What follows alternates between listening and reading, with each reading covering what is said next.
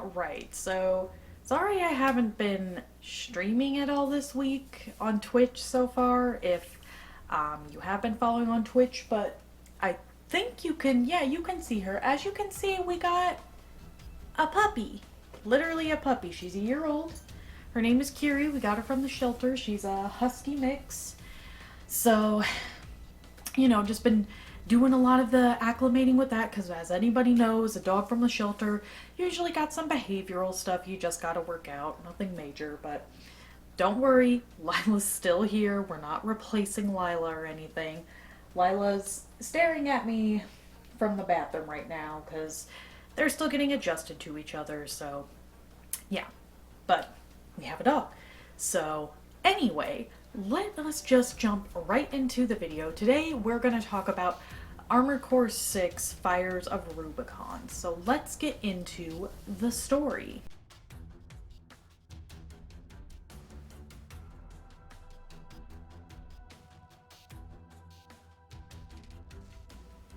So there's a lot to the story and everything, but to just give like the basics of the story if you don't really know anything about it, and also just as a side note, you do not had to have played Armored Cores 1 through 5 in order to understand this game. It takes place on a totally different planet and everything, so you don't need to have played those previous ones in order to get 6. But the basics are, you don't really have a name. Characters are kind of meant to be self-insert. It works in a lore sense, but I'm not going to go explain through the whole lore, but you're just called 621, but you do get the call sign Raven, and you have your handler, Walter, who end up on the planet of Rubicon, and you're just trying to find some mercenary work. That way you can just, in Walter's words, be able to pay your way to just start fresh and start a new life.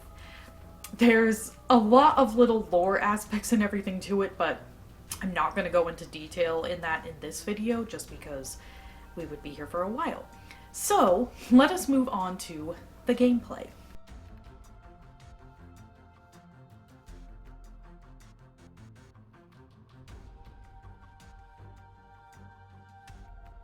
So, I'm not gonna sugarcoat this. The game definitely has a difficulty learning curve. It is not the easiest to pick up. It does give you a tutorial and everything, but there's a lot of aspects that even once you get into it, like with how you can customize your armor core and everything, that it definitely gets to be a little more complicated. And I do want to disclose, because usually I would have played the game all the way through by myself. But for this game, my husband actually, he was really into it and playing it, so I watched him play through, so I know the full story of at least one ending. I'll get into that later, but I know the full story, and I definitely have played it myself. The gameplay that I'm showing right now and all throughout this video, it is my own gameplay. But I did just want to disclose the fact that I had not personally played through it by myself, just because with every other game, of course, I have. So I just wanted to get that little disclaimer. But of course, like I said, I've played a little bit of it, and whew, let me tell you, so you do have, your basic guns and your missiles, and then you have a sword, like a laser sword basically, and you just use all those for ranged or close range, just kind of depending on the situation. Now you can just walk around, but you basically never want to not be using your boosters, because let me tell you, this game is all about constantly moving. You need to be moving if you want to stand a chance. You don't really ever have a lot of health, and even if you do, your health can get taken out pretty quickly.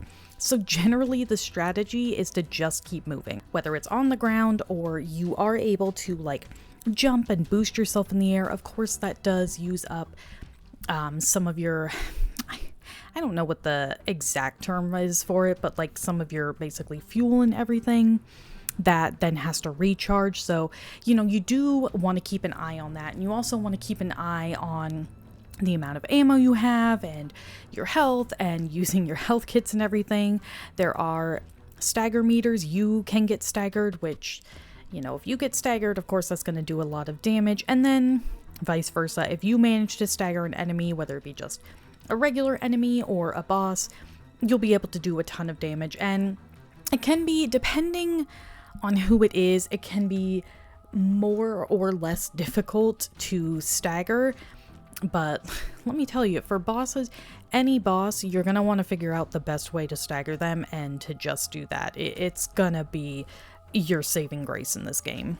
But yeah, honestly, there is a lot to keep track of, and there are things such as your score and the prices of things. So you can use like your med kits and everything, but the more med kits and ammo you use, the more you have to pay out at the end of the mission, so you make less money back, so you're not going to get as much in the shop in order to buy new and upgraded parts for your armored core. So that's something you definitely want to try to be careful about and avoid, because the last thing you want is it being more expensive every time you're using the med kits, so that way it's just gonna, you're gonna end up losing a lot of money by the end of the mission. But at the end of the day, for a game like this, it's whatever you need to do to get done. And of course, just looking at this game, it's graphically, it is so beautiful, looks great. There is a lot going on screen. It feels a bit of a mess, and it definitely is.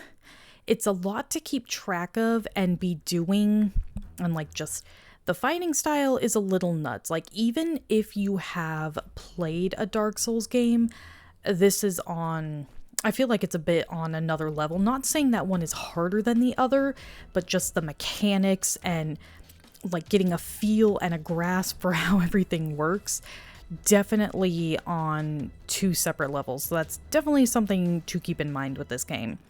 And also, I just want to say, I obviously am playing on the PS5, so that's the version, the controls, all of that I'm working with. But anyways, let us move on to my thoughts and opinions.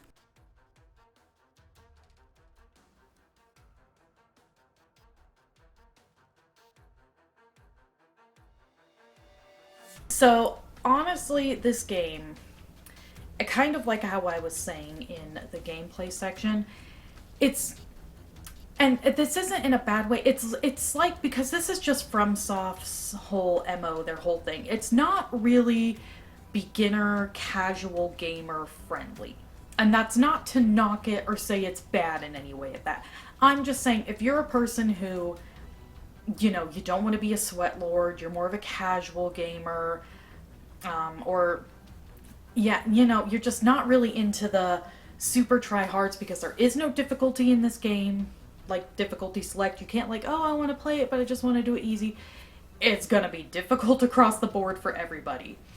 So it works off the system of, like how my husband even described it, of you get the joy from the feeling of accomplishment. Because pretty infamously, the first boss that you fight in the game, within like less than 10 minutes of playing the game, a lot of people can't get past the boss, and they just kind of end up dropping the game.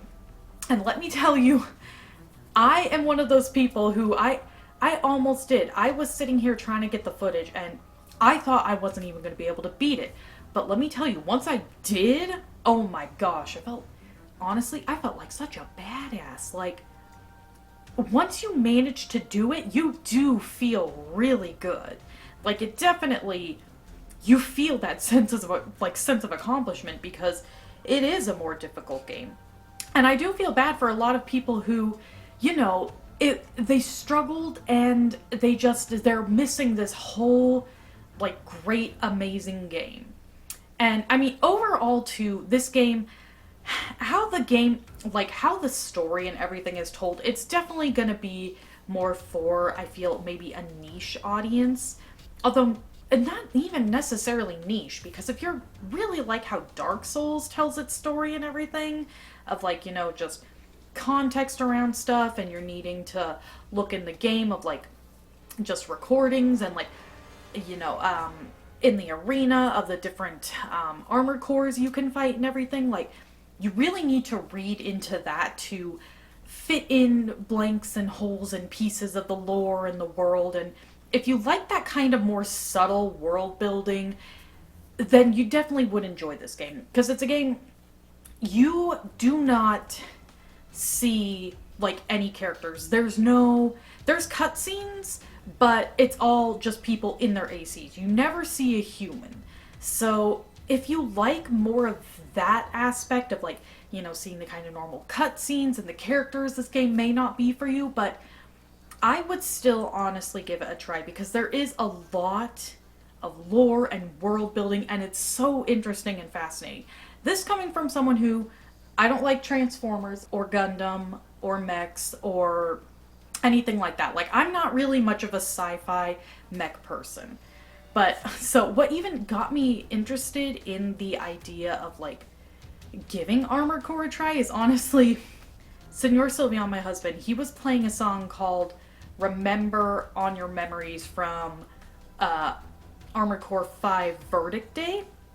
And I was like, this song is just making me feel things. I don't know what, but I'm feeling a lot of emotions. And so it just kept playing it and it got stuck in my head. And then I had some other songs that I would listen to, mostly from Verdict Day. And I was like, okay, you know what? Let's just give this a try. You say this story is great. And honestly, yeah, there is so much in the Armored Core series. Like, I would love if they moved, like, why can't I think of the word? Remastered, remade, re-released them on the newer consoles, because that is kind of the problem. It can be a little harder to get the old Armored Core games because they're, you know, they haven't been re-released, so they are only on, like, I believe PlayStation 1 and then 2 and then 3. So you have to get those consoles, and then you have to find the games themselves, which, from my understanding, like, the series was never necessarily super popular. It's popular enough, obviously, for FromSoft to keep making them, but, like, it never hit super mainstream, if you will, at least not until 6. 6 definitely, oh, hi baby. I feel like put it on the map to really reach a new audience and a ton of people. But yeah, honestly, I don't let the difficulty sway you away. Even if you just need to, like, just look up gameplay of someone so you can get the full story and everything. And the thing is, we don't even have the full story because we still haven't gotten the other 2 endings of the game yet. Because yeah, there are 3 endings to the game. And the ironic thing is we ended up picking what is pretty much considered the bad ending and the worst ending. There's not necessarily a canon ending, but there's the bad ending, the pretty good ending. And then in order to get what a lot of people, the fans, are just kind of saying is basically the true and the best ending, even though it's not necessarily like stated to be the canon ending, is you have to get those 2 endings in order to be able to get that 3rd one. So we haven't even gotten those 2 endings, but still, let me tell you, like, even getting the worst ending, like, when people say it's the bad ending, I don't want to give spoilers, but let me just say, the game definitely is really gonna hit you with the decision you made. Like, they are gonna hit you over the head with it, and it's just a lot of feelings and everything. But honestly, I'm gonna give this game a solid, like, 9 out of 10. This game, like I said, it's really difficult. It can be hard to get a grasp on, but I highly recommend you check it out in some way or form. Absolutely check this game out. But anyway, I hope you all enjoyed. Go ahead and leave down in the comments below maybe what you thought of this, or if you played the other ones and maybe what was your favorite. If you like the videos like this, go ahead and leave a like. You don't have to, but it helps let me know what y'all enjoy watching. If you want to see more videos like this, go ahead and hit that subscribe button. I upload every Friday. My Twitch, Instagram, Twitter, other channel, all linked down below. But yeah, I hope y'all enjoyed this video, and I'll see you in the next one. Bye!